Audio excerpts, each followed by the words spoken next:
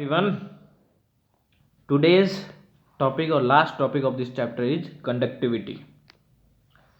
There are some material through which electricity or heat can pass. हमारे आसपास कई ऐसे मटेरियल हैं जिनके अंदर से इलेक्ट्रिसिटी और हीट पास हो सकती हैं। इलेक्ट्रिसिटी जो घरों के अंदर लाइट जलाने में काम आती है और हीट खाना पकाने में काम आती है। These materials are called conductors. और जिन मेटल्स या जिन मटेरियल के अंदर से ये दोनों पास होती हैं उनको बोलते हैं conductors. Metal like silver and copper are good conductor of electricity. On the other hand, the materials which do not allow electricity or heat to pass through them are called bad conductor or insulator. तो conductor के कुछ example हैं silver और copper जो कि अच्छे conductor होते हैं, और वो मटेरियल जिनके अंदर से इलेक्ट्रिसिटी या हीट बिल्कुल भी पास नहीं होती है उनको बैड कंडक्टर्स बोला जाता है। Wood and plastic are insulator और बैड कंडक्टर ऑफ इलेक्ट्रिसिटी। और जो बैड कंडक्टर्स होते हैं जिनके अंदर से इलेक्ट्रिसिटी पास नहीं होती है उनको इंसुलेटर्स भी कहा जाता है। इनमें एग्जाम्पल के तौर पर लकड़ी और प्लास्टिक ले सकते हैं जिनके अंदर से इलेक्ट्रिसिटी पास नहीं होती है। दैट इज़ वाई, और इसी वजह से जो प्लास्टिक है उसका यूज कहाँ करते हैं, is use to cover electric wire because it provide insulation to the wire and prevent us from electric shock. और इस वजह से प्लास्टिक का यूज वायर के ऊपर कवरिंग में किया जाता है ताकि हमको झटका नहीं लगे। उसके अंदर मेटल के वायर होते हैं। स्टील रॉड कंडक्टर होती हैं क्योंकि ये मेटल से बनी होती हैं, लेकिन जो वुड है वो नॉन मेटल होने के कारण इंसुलेटर होती है। क्या लिक्विड भी इलेक्ट्रिसिटी कंडक्ट करते हैं? हाँ, बिल्कुल करते हैं। जो एसिड्स होते हैं, बेसिस होते हैं, वो इलेक्ट्रिसिटी कंडक्ट करते हैं। एक्टिविटी क्या तरीके हैं? Take a vessel of hot water. एक ऐसा बर्तन लेते हैं जिसमें गर्म पानी भरा हुआ हो। Now take 2 spoon and made up of wood and other made up of steel. 2 चम्मच लेते हैं जिनमें से एक तो स्टील का बना हुआ है और दूसरा लकड़ी का है। Keep them half immerse in water for 5 minutes. इन दोनों को जो भरा हुआ प्याला है गर्म पानी का उसके अंदर आधा डुबो के 5 मिनट के लिए रखते हैं। After 5 minute just touch the other ends of the spoon, which one of the spoon becomes hot.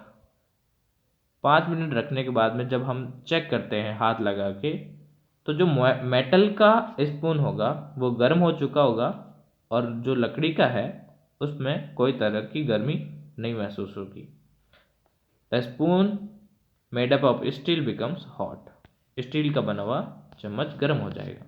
इसका ये क्या दिखाता है? ये दिखाता है कि जो हीट है वो मेटल्स के अंदर कंडक्ट करके दूसरे एंड तक पहुंच गई। डूबा हुआ तो सिर्फ इतना सा पार्ट है, लेकिन कहाँ तक पहुंच गया? यहाँ तक। तो हीट मटेरियल कंडक्टर्स के अंदर कंडक्ट करती हैं जो कि मेटल्स होते हैं। In this case, heat has traveled from its one end to the other. तो हीट एक एंड से दूसरे एंड तक ट्रेवल करके गई है। In other words we can say that material of the spoon is the conductor of heat. तो जो ये स्पून का मटेरियल है जो कि स्टील है वो हीट को कंडक्ट करता है। Most of the metal like iron, steel, brass etc. are good conductor of heat as they allow the transfer of heat through them, while the wood, plastic, cotton, clothes etc. are bad conductor of heat as they do not allow the heat to pass through them. तो जो ये लोहा होता है, steel है, brass है, तो ये हीट के गुड कंडक्टर्स होते हैं क्योंकि ये अपने अंदर से आसानी से हीट को ट्रांसफ़र होने देते हैं। लेकिन जो लकड़ी है, कपड़े हैं, कॉटन है, प्लास्टिक है, ये अब आसानी से कंडक्ट नहीं होने देते, तो ये बैड कंडक्टर्स कहलाते हैं। Therefore for making kitchen utensils materials like steel, coppers और aluminium which conduct heat are used, but at the same time we do not want our hand to burn while handling these utensils when they are hot. Therefore, the handles of the utensils are made of materials such as wood or plastic. Which are non conductors of heat.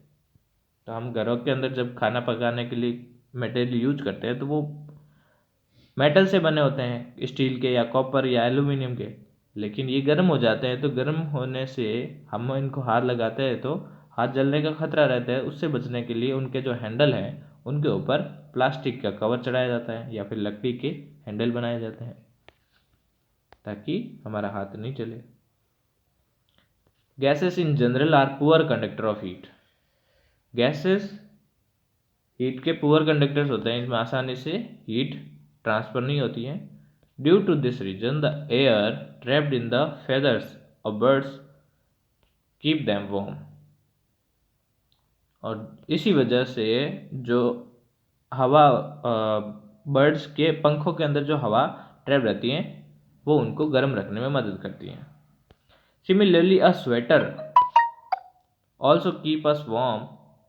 This is because the air that gets trapped in between the layers of woolen clothes does not allow the body heat to go out. तो जो सर्दियों के अंदर गर्म कपड़े पहने जाते हैं तो वो गर्म कपड़े हमारी बॉडी की हीट को ट्रैप करके रखते हैं, एक जगह पर रखते हैं, उसको बाहर नहीं जाने देते, जिस वजह से हमारी बॉडी गर्म रहती है। और इसी तरह से जो बर्ड्स होते हैं उनके पंख भी उनकी बॉडी की हीट को बाहर नहीं जाने देते हैं, जिसकी वजह से वो गर्म रहते हैं। चैप्टर यहाँ पे एंड। Thank you all.